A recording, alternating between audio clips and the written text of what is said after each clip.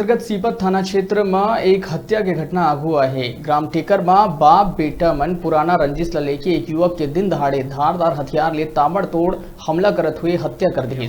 Police आरोपी मन ला पकड़ के पूछताछ करत है। दरअसल शुक्रवार के दोपहर में युवक बाइक में सवार होकर अपन घर लौटत रही से। अपन घर में ओखर पहुंचे के पहले ही पड़ोस में रहैया आरोपी विकास सूर्यवंशी और ओकर पिता तखत राम सूर्यवंशी ओला घेर के योजनाबद्ध तरीका ले सिर में धारदार तलवार, टंगिया, लोहा के पाइप, रॉड ले वार कर हत्या कर दी। पूछताछ में पता चली कि मृतक युवक के छोटे भाई है। कुछ समय पहली पड़ोस में रहैया आरोपी पक्ष के युवती ले छेड़खानी करत रही से, जेकर बाद दोनों परिवार के विवाद बने रही से और बाद में एक समझौता घलो हो गए रही से। ओकर बाद शुक्रवार के बिहनिया तालाब के तीर में ये पुराना रंजिश ल लेके दोनों पक्ष के फिर विवाद हो गए।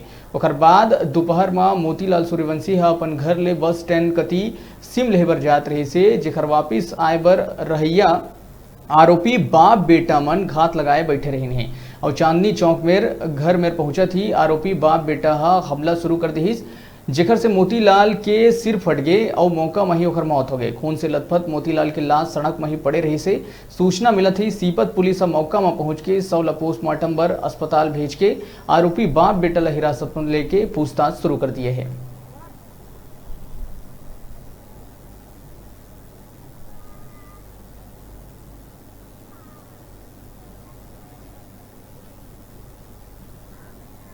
प्रार्थी राम कुमार सूर्यवंशी ने थाना उपस्थित आकर रिपोर्ट दर्ज कराया कि इसका लड़का मोतीलाल उम्र 28 साल अपने मोटरसाइकिल से बस स्टैंड सीन लेकर वापस आ रहा था कि चांदनी चौक के पास आरोपी विकास सूर्यवंशी एवं तखत सूर्यवंशी दोनों योजना और तरीके से उसे टंगिया एवं लोहे के पाइप राड से मारकर हत्या कर दिए हैं।